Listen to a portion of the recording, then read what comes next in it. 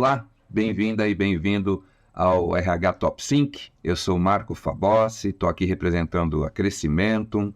A gente está indicado aí na categoria Treinamento e Desenvolvimento no Top of Mind RH 2023 e para nós é uma honra, né, estar entre as 5 empresas indicadas aí.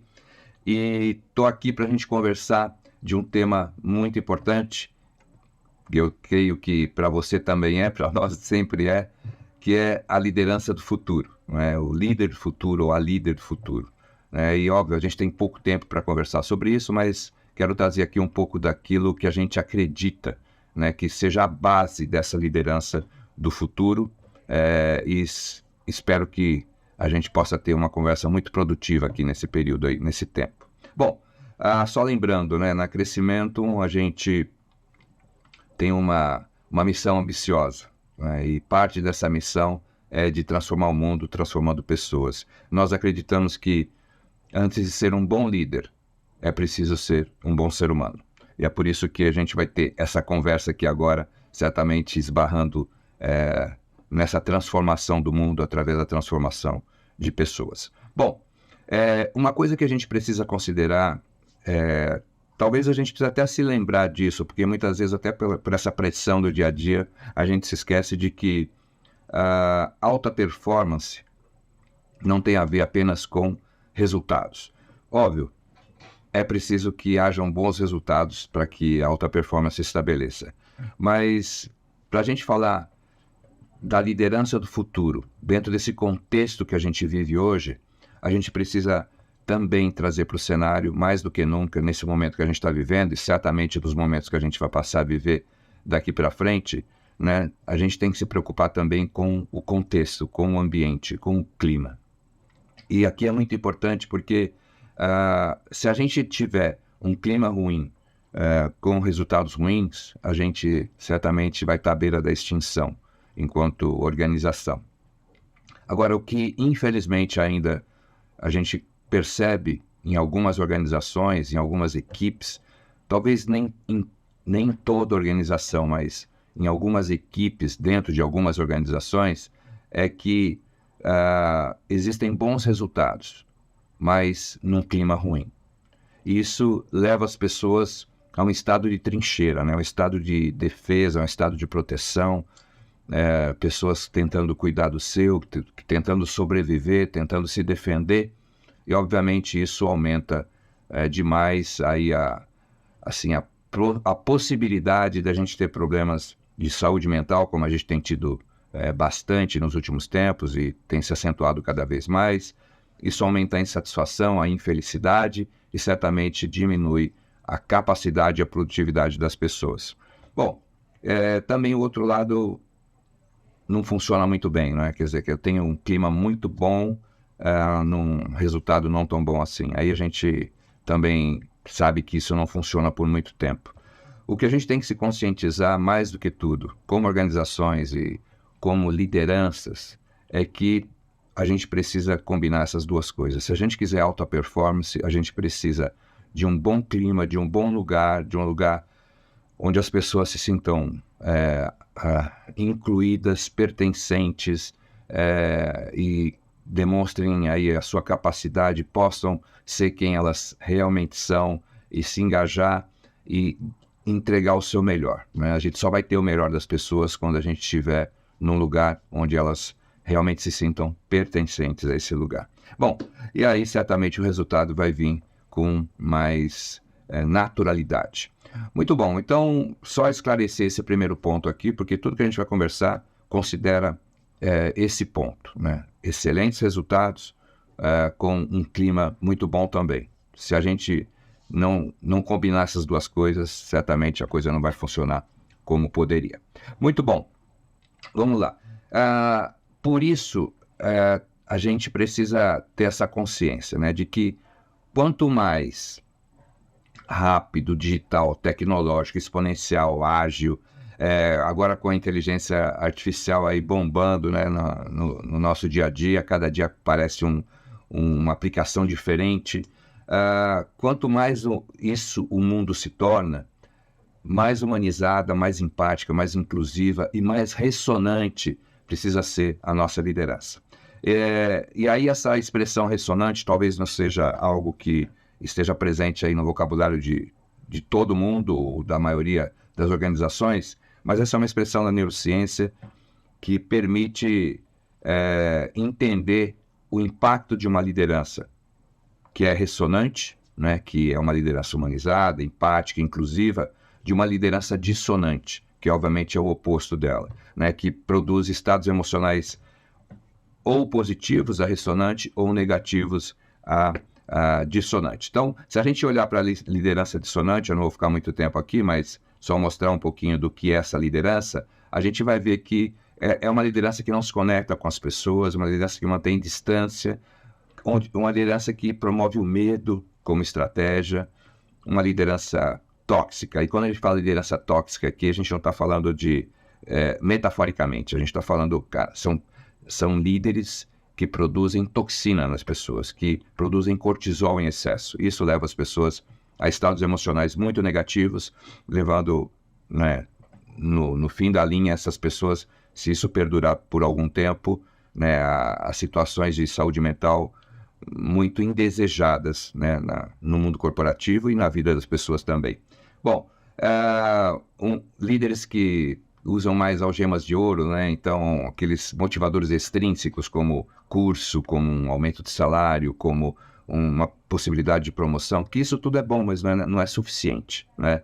E também um líder que trabalha na base da desconfiança. O mais interessante de tudo é que esse líder que age dessa maneira, ele acaba inibindo nas pessoas os circuitos de relacionamento também. Ou seja, ele não prejudica apenas essa pessoa, mas ele prejudica o entorno dessa pessoa também, porque essa pessoa acaba entrando num estado de proteção, né, que impede de se relacionar bem com as pessoas que estão à sua volta também. Bom, não é isso que a gente quer. Agora, uma coisa interessante aqui, pessoal, só para a gente corroborar o que a gente está falando aqui, e a importância desse líder nesse momento que a gente está vivendo, e nos momentos que a gente vai viver daqui para frente, é essa pesquisa que saiu aqui da UKG, recente, né? E ela constata o seguinte, olha, o líder impacta na vida das pessoas, na saúde mental das pessoas, tanto positiva quanto negativamente, mais do que terapeutas e mais do que médicos, né?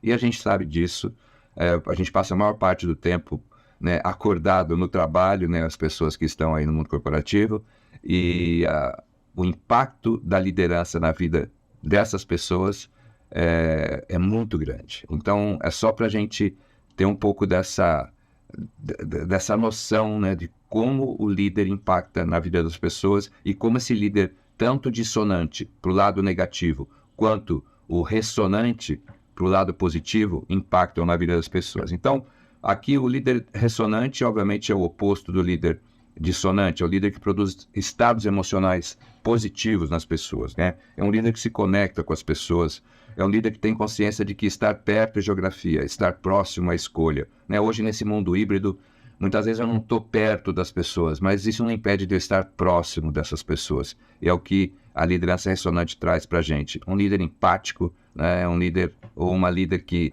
está próximo e demonstra empatia e compaixão pelas pessoas, que tem a confiança como base da sua liderança, né? Ela constrói essas relações de confiança, usa muito mais motivadores intrínsecos, além dos extrínsecos, mas motivadores que vêm de dentro para fora, não de fora para dentro, como o engajamento, como o propósito, como o pertencimento. Tudo isso favorece, obviamente, esses estados emocionais e o engajamento das pessoas. E certamente, com tudo isso, ativa, né, os circuitos cerebrais das pessoas, de empatia, conexão social, cognição e emoções positivas.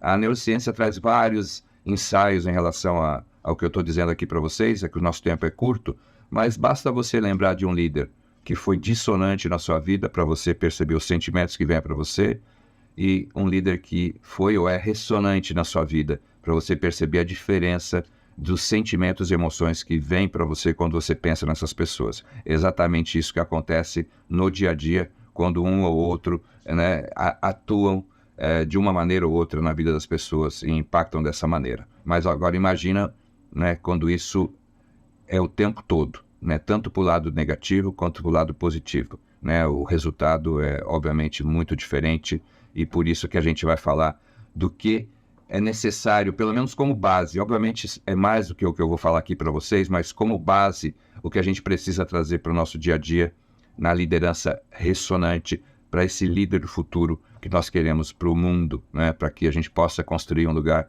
melhor para todo mundo. A primeira coisa é a confiança.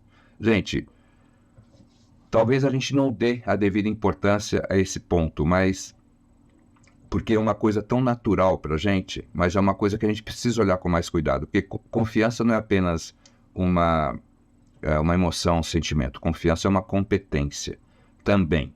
E a gente precisa entender como é que a gente pode melhorar essa competência, como é que eu posso reforçar, construir melhores relações de confiança à minha volta. Por quê? Porque nós somos seres sociais, a gente se relaciona com as pessoas, a gente precisa que a base desses relacionamentos estejam firmadas em confiança, porque se isso não acontecer, isso vai trazer para essas relações um resultado muito inferior ou muito menor do que poderia ser se a confiança estivesse presente, não é? Assim, eu costumo dizer que até tem aqui uma frase que eu gosto muito e que está presente no meu livro também, que eu falo sobre confiança, né? O fator confiança, que é a confiança como ar que a gente respira, né? Se ela está presente, as coisas fluem naturalmente, as coisas andam rapidamente, as coisas acontecem de maneira muito mais fluida.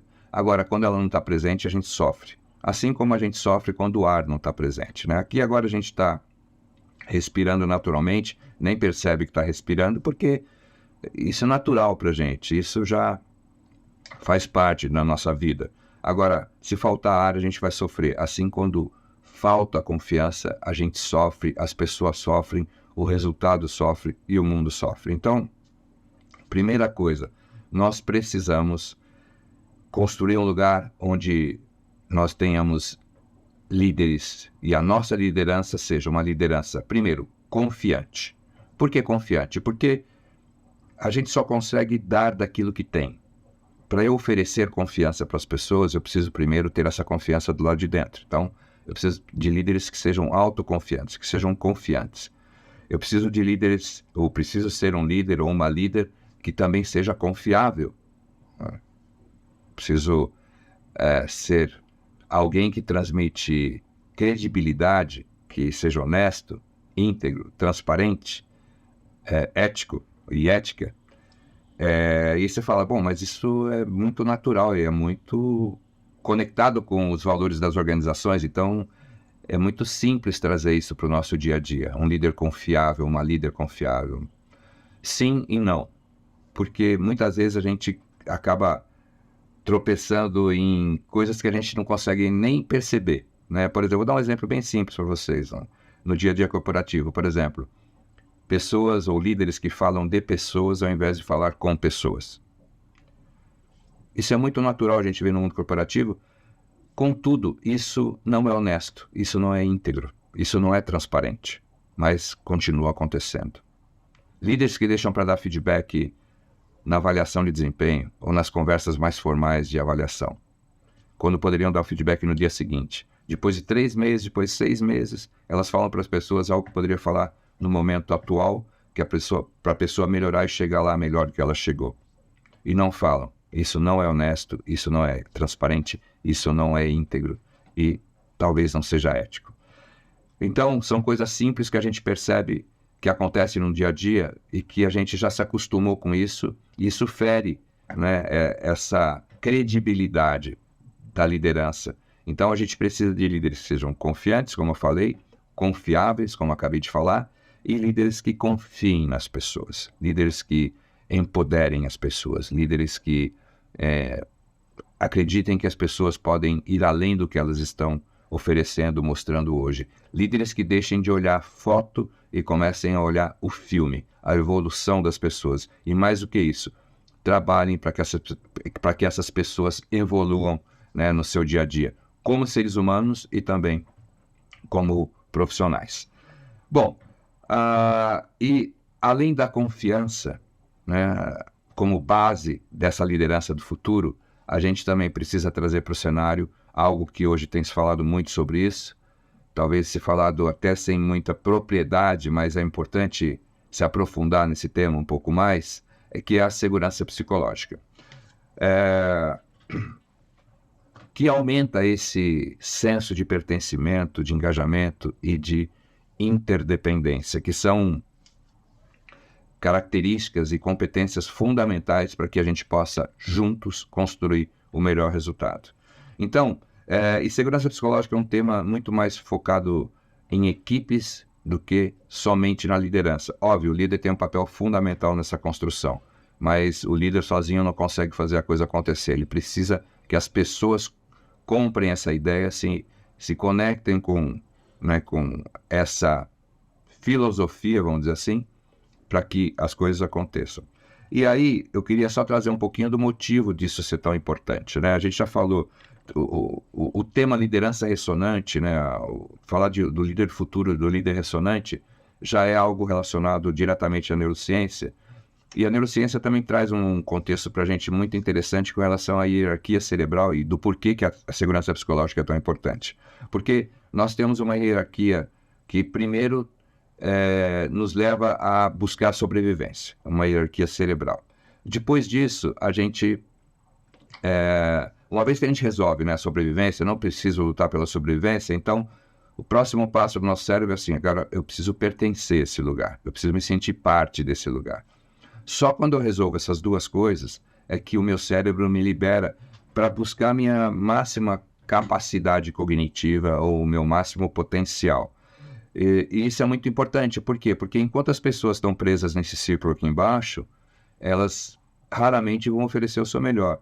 Então, como líderes, um dos nossos papéis é construir um lugar onde as pessoas não precisem lutar pela sobrevivência e nem pelo pertencimento. Porque se elas estiverem nessa condição, elas vão estar presas nessa zona de apatia, zona de ansiedade, zona de insegurança. O que vai limitar, obviamente, a capacidade cognitiva das pessoas, além do que fazer com que essas pessoas estejam num estado emocional desfavorável ou negativo, que, se perdurar, pode levar as pessoas a um estado de saúde mental também desfavorável.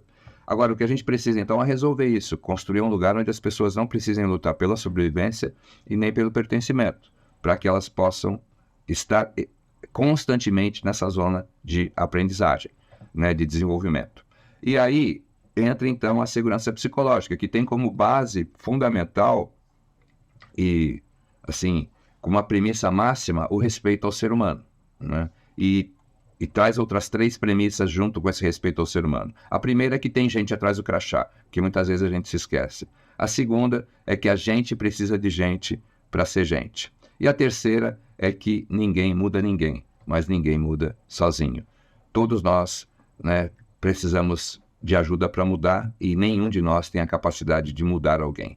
Então a gente precisa fazer isso juntos. Bom, essas 3 premissas trazem para a gente, então, um contexto de segurança psicológica, onde a gente pode, né, então, atuar de maneira efetiva. Como líderes, portanto, o nosso papel, olhando para tudo que a gente está conversando dentro da segurança psicológica e para a neurociência, é de diminuir o atrito social e aumentar o atrito intelectual.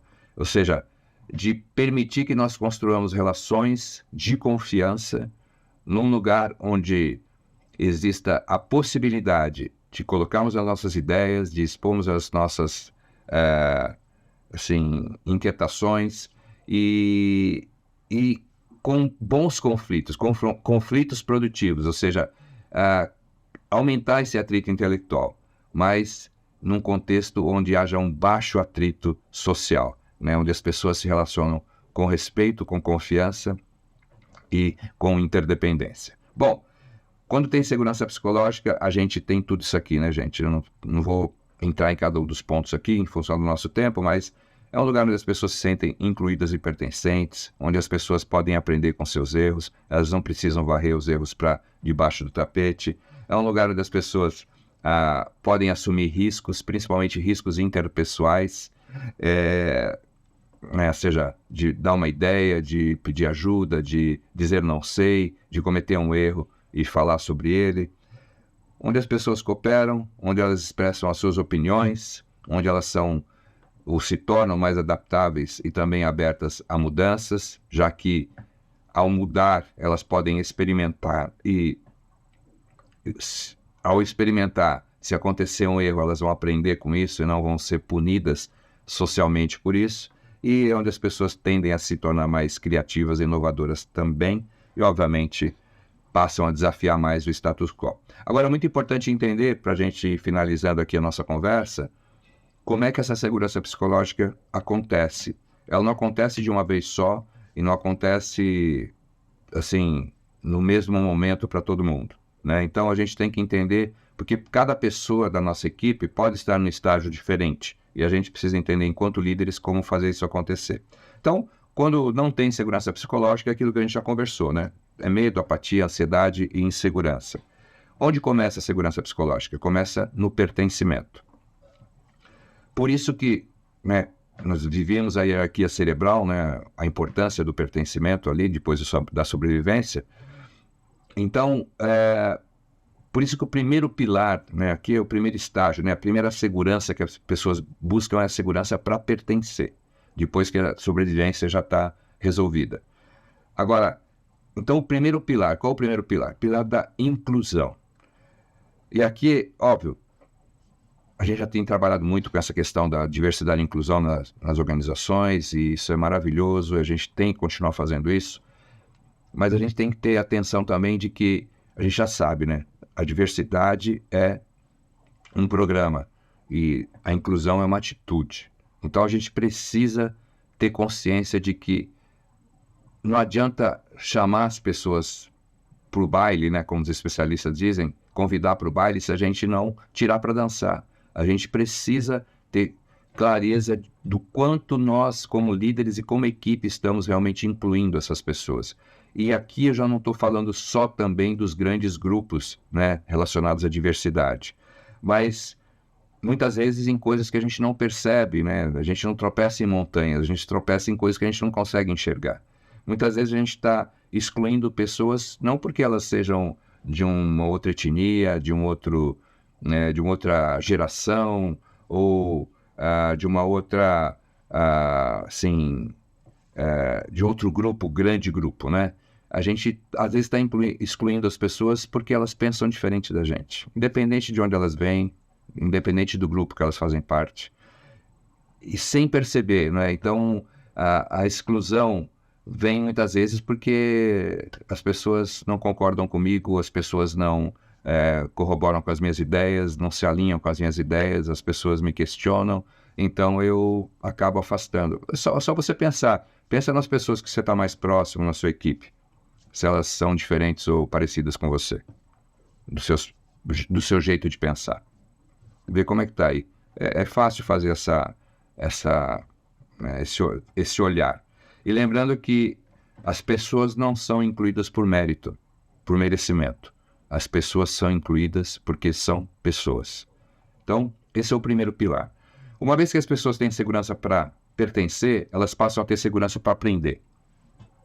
E aí vem o pilar da abertura, né? De abertura para perguntar, para falar, né, sobre assuntos sensíveis, a abertura para errar e aprender com os erros, a abertura para dizer não sei, a abertura para trocar feedback, a abertura para aprender.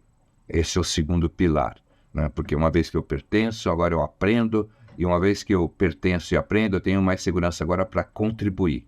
E aí entra o pilar da interdependência, que é a gente construir aquele contexto onde a gente tem a consciência de que quando um ganha, todo mundo ganha. Quando um perde, todo mundo perde. Que o resultado só é bom quando é bom para todo mundo. Com isso,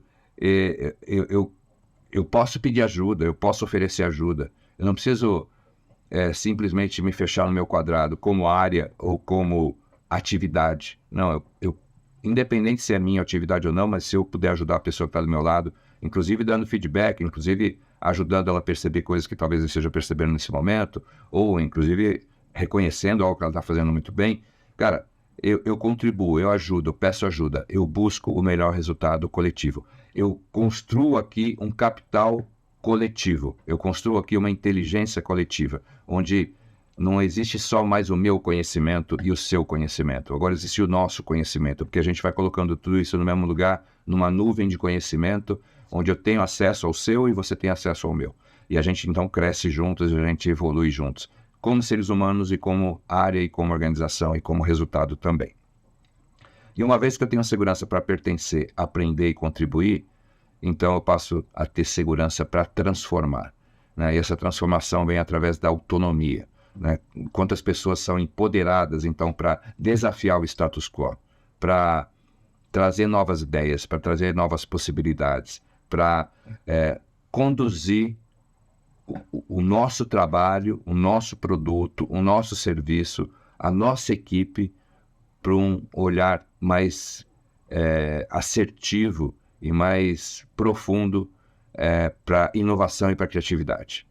Então, isso é segurança psicológica. Obviamente, falei de maneira muito resumida, mas, obviamente, se você quiser falar de maneira mais profunda com a gente, é só me procurar crescimento. A gente pode se aprofundar mais nisso. A gente tem aí um assessment super poderoso e super assertivo com relação a isso, e que pode nos ajudar a diagnosticar e também tomar as melhores ações para fazer com que isso aconteça no nosso dia a dia, tanto da confiança quanto da segurança psicológica, que são, obviamente, não diz tudo sobre o líder do futuro, mas diz o principal sobre essa liderança do futuro, né? Porque isso tudo é a base. Sem esse alicerce que a gente está falando aqui, certamente as coisas não vão acontecer da maneira que poderiam acontecer. Porque é assim, né, gente? Confiança é como se fosse uma estrada. Se a estrada é boa, sem buraco, bom asfalto, larga, a coisa vai rápido. Agora, se ela tem obstáculos, se ela tem lombada, se ela tem buraco, sei lá, aí a coisa trava o tempo todo, né? Então, quando tem confiança, as coisas fluem muito mais rapidamente. E a segurança psicológica é aquilo, né? Eu tenho uma estrada boa, a segurança psicológica permite que as pessoas sejam elas mesmas, permite que as pessoas acabem assim, colocando todo o seu potencial aí à disposição. Então eu solto o freio de mão e o pertencimento, o engajamento que a própria segurança psicológica e a confiança trazem é como se fosse o combustível. Então aí eu tenho uma estrada boa para andar, eu tenho o freio de mão livre das pessoas e eu coloco esse combustível e aí a gente tem certamente o melhor resultado num clima excelente, que é aquilo que a gente viu no início da nossa conversa aqui. Tá certo? Lembrando aí, né, por que nós estamos falando isso? É porque futuro não é um lugar para onde nós estamos indo, futuro é um lugar que nós estamos construindo. E eu espero que juntos, você, eu e todas as pessoas interessadas nessa construção, possamos realmente dar o nosso melhor para que o que vem por aí, né, as próximas gerações, possam usufruir de um mundo melhor do que a gente está vivendo hoje, tá bom? Então, de coração, muito obrigado pelo seu tempo aqui. Espero de alguma maneira ter acrescentado algo, mesmo seja pequenininho, significativo na sua vida, e espero te ver e poder conversar com você mais profundamente sobre isso em algum momento, tá bom? Grande abraço, fica com Deus, até mais.